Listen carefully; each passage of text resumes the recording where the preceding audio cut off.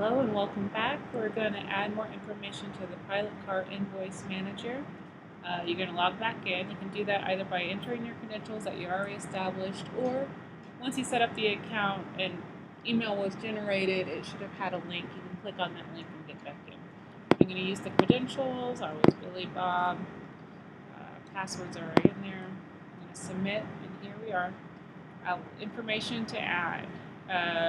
You'll see some here. You address, phone, EIN, SSN, bank information.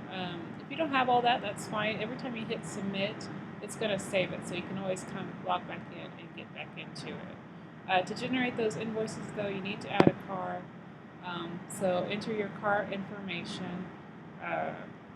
Important that nothing is expired, so the expiration dates need to be in the future or it won't work.